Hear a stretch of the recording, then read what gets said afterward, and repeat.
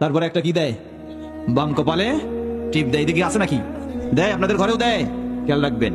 যদি জিজ্ঞাসা করবেন কেন এই বাম কপালে কালো টিপ, জবাব, ঘর থেকে বের হলে জিন শয়তানের আক্রমণ, বদনজর, বাতাস, হ্যাঁ, এটা থেকে বাঁচার জন্য কি কালো টিপ। জিন শয়তানের আক্রমণ থেকে বাঁচাবেন কে? তাহলে আপনি আল্লাহর কাছে আশ্রয় না নিয়ে আপনি আশ্রয় নিলেন কার কাছে? কালো টিপ। আপনার বিশ্বাস তৈরি হয়েছে এই কালো টিপে কি করবে? জিন শয়তানের আক্রমণ থেকে বাঁচাবে। এর নাম কি? কোন সন্দেহের সুযোগ আছে? কোন সন্দেহের সুযোগ নেই। হয়তো বলবেন এটা মাধ্যম, না, এই মাধ্যমটাও ইসলাম দেয়নি। ইসলাম এই মাধ্যমও দেয়নি। এটি প্রকাশ্য শের এসেছে কার কাছ থেকে? ওই পাশে যে দেয়, হ্যাঁ, আমাদের তো পূর্বপুরুষ কি ছিল? মূর্তি পূজারি ছিল না? সেগুলি থেকেই সব এসেছে। সুতরাং এই কালো টিপ দেওয়া, এটি যেন ধরেন ধরেন বয়স্ক মানুষ ধরেন, এই কালো টিপ দেওয়া এটা কি যাবে? শেরক না শেরক নয়, স্পষ্ট শেরক। অতএব আপনার ঘরে যেন আজ থেকে আর কালো টিপ না থাকে।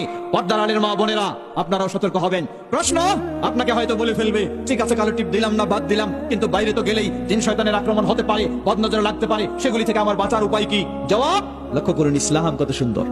সহিহ মুসলিমের হাদিস, আল্লাহ রাসূল সাল্লাল্লাহু আলাইহি ওয়াসাল্লাম বলেন, যখন কোন মুসলিম ঘর থেকে বের হয়, কার নামে বের হবে? কার উপর ভরসা করবে? বের হওয়ার সময় বলবে বিসমিল্লাহ ওয়া তাওয়াক্কালতু আলাল্লাহ, বলেন ওয়ালা হাওলা ওয়ালা কুওয়াতা ইল্লা বিল্লাহ। আল্লাহ রাসূল সাল্লাল্লাহু আলাইহি ওয়াসাল্লাম বললেন, কোন মুসলিম যখন ঘর থেকে বের হয়, সত্যিই তার ঘরের বাইরে জিন শয়তান তাকে আক্রমণ করার জন্য অপেক্ষা করে, কিন্তু বের হওয়ার সময় যখন এসে বলে বিসমিল্লাহ ওয়া তাওয়াক্কালতু আলাল্লাহ ওয়ালা হাওলা ওয়ালা কুওয়াতা ইল্লা বিল্লাহ, তার এই বলা, এই দোয়া শোনার সাথে সাথে জিন শয়তানেরা একজন আরেকজনকে বলে কাইফা বিহি ওয়া কাদ হুদিয়া ওয়া উকিয়া, তোমরা কিভাবে তার জন্য অপেক্ষা করছো আক্রমণের জন্য, অথচ সে তোমাদের আক্রমণ থেকে নিরাপদ হয়ে গেছে। সুবহানাল্লাহ, এটি হাদিস সহিহ মুসলিম। তাহলে ইসলাম মুসলিম হিসেবে আমাকে শিক্ষা দিল, আশ্রয় চাইবো কার কাছে? সাহায্য চাইবো কার কাছে? আল্লাহর কাছে।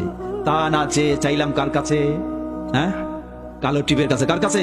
কালো টিপের কাছে। সুতরাং এটি স্পষ্ট শের।